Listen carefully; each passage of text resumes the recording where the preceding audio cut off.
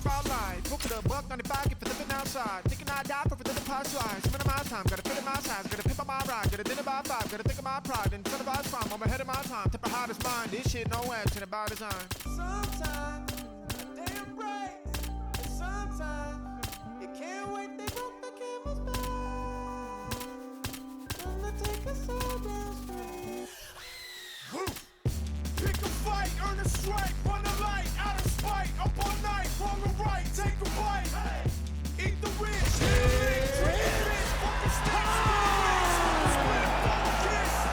I'm doing subpar, how are you? How are you? I'm doing subpar.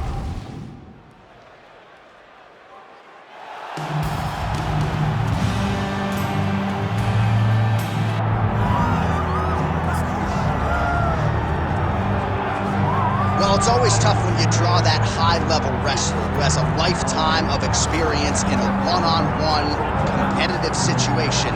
Prevailing wisdom is he'll have the wrestling advantage in this one too. As his dad said, the moment he introduced him to the sport, he knew that he was made to be a wrestler.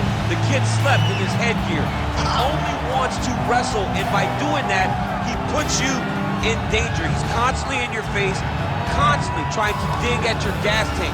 He goes from transition to transition, single to double to high crotch. It does not matter the attack. He just knows that he will give you so much to process in terms of the wrestling that eventually will get you to the ground. You ever sleep in your headgear? I sleep in my headgear. All the time? All the time. All right, big one for him here tonight. Let's get to it.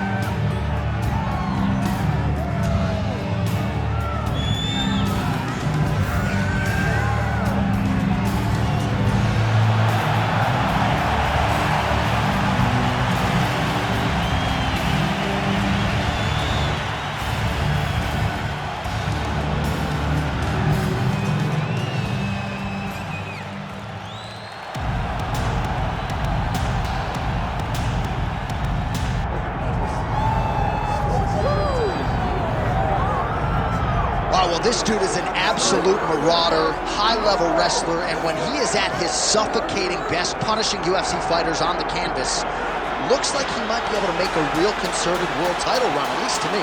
You know, not many guys can use that skill set almost singularly. We saw Khabib Nurmagomedov early in his career essentially just wrestle and dominate people. And that is the approach that this young man is taking.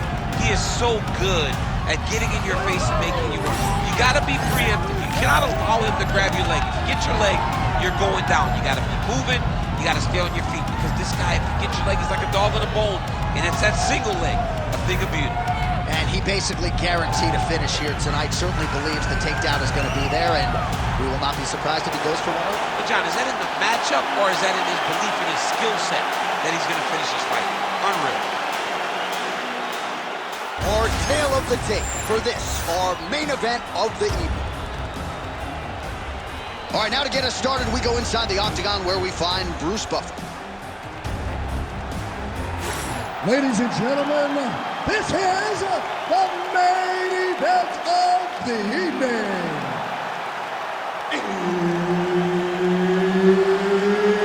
It's time! 5 rounds in the UFC light heavyweight division. Introducing first, fighting out of the blue corner, ladies and gentlemen, presenting the former UFC middleweight champion of the world, the All-American Chris Weidman. And now introducing his opponent, fighting out of the red corner, ladies and gentlemen, he is the former UFC light heavyweight champion and the member of the UFC Hall of Fame, the People's Champ, Tito Ortiz. All right, Herb Dean, our referee for this one, just about to get underway. All right, going to be interesting to see how Tito Ortiz chooses to attack here early on in this one. At least on paper, he figures to have a lot of advantages. Let's see how he chooses to approach the early going.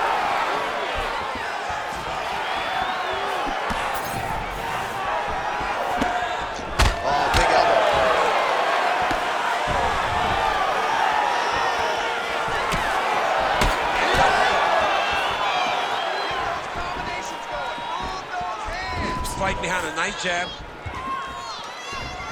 that was a big one there. Looked like that body kick got home. It's always funny watching the beginning of these fights as guys try to really set the tone of the fight, the pace at which we are going to fight. Straight right, he misses. Take it for a ride. Nice double leg, nice finish. Yep, and he's got him secured in the half guard now. Getting the mount here.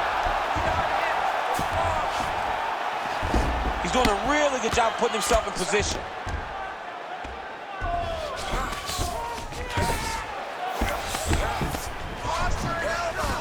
All right, right into side control. Upper body strength figures to be put to good use here. Yes, absolutely.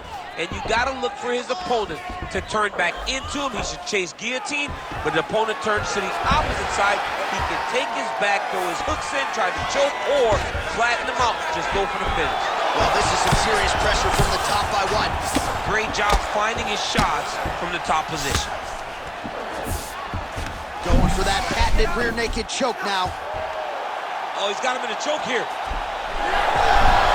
Oh, how good is that as he gets out? That is great submission defense, keeping everything short and not allowing his opponent to get the submission victory.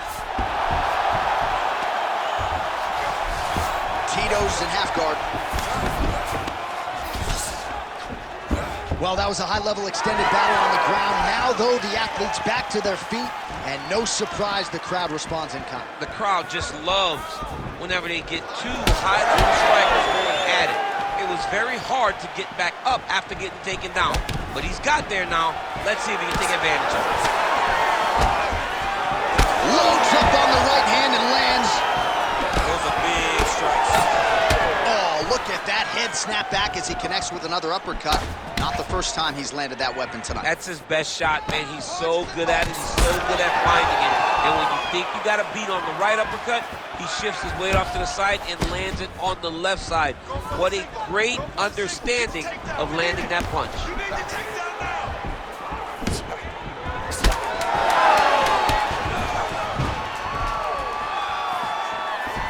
And he shoots for a takedown here. Nearly got the fight to the ground, but once again, the takedown defense holds up. But he knows this. He knows that in order to finally get the fight to the ground, he has to be patient and he's going to have to be committed.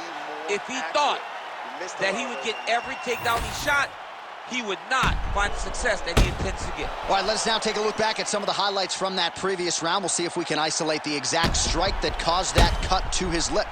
He landed a beautiful shot that cut him on the lip. Now, listen, guys. As long as it ain't like Jairzinho Rose is striking out to ovary, you're fine. Cuts on the lip are okay, unless your lip is hanging off, like we have seen sometimes. That is not that, but he's got to protect. I got Robbie Lawler on line one, by the way. Oh, yeah, I remember Robbie. Lip cuts. Oh, my God, I was thinking about that. I couldn't remember who it was. All right, next round is upon us. Let's see how it plays out. Tito gets caught with that punch. He'd be wise to get those hands up. All right, so he's landed a few seminal uppercuts already, DC. Got to think he goes back to it. I am almost certain he's going to go and try to find another one of those. But expect him to really sit down and try to make one really count and try to end this fight.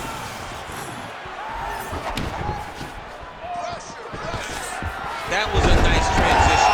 That was right off the strike into the takedown, and it looked effortless. It did not look like he had to work hard to finish his takedown at all. Oh, and he escapes up to his feet. Very nice. Oh, lands a hip toss now. Well, his uppercut has been borderline lethal here tonight. You start to wonder just how many more of that shot his opponent can take. And you see the numbers bottom of your screen. This guy might have a record for uppercuts landed before this fight is said and done. Well, his corner was pretty urgent after round one. A little bit lackluster there in that opening round. He has certainly picked up the pace here, and as a result, he has taken control of this second round. Weidman's bleeding from the mouth, Daniel. Looks as though there's a cut on his lip. Oh! Nice judo toss for him. Fighters back to their feet here. Shooting for the takedown here. Right hook to the head, blocked. 2 minutes now to go in round two. Oh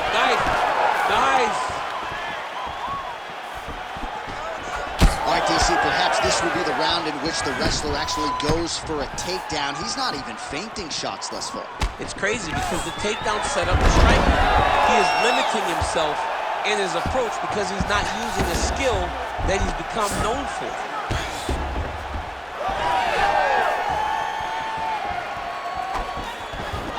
Big punch lands from the face. He's got to throw that kick behind those punches. Under a minute now to go in the round.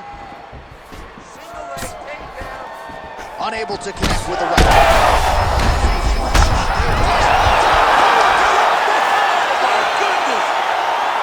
Yeah, that right there is a high-level knockout, ladies and gentlemen. Crowd absolutely loving it. Just a perfect shot to end the fight.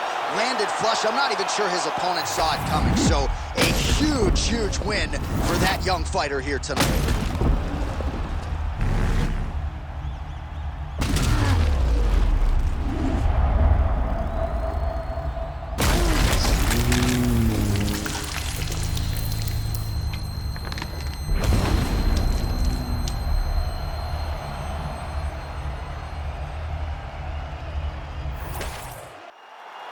The official decision is in. Here's Bruce Buffer.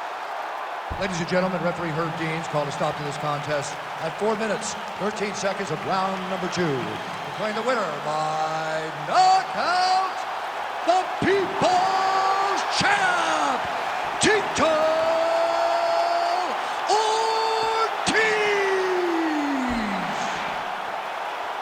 So a familiar visual for mixed martial arts fans as Tito Ortiz gets his hand raised in the octagon yet again. I thought he put it all together here tonight.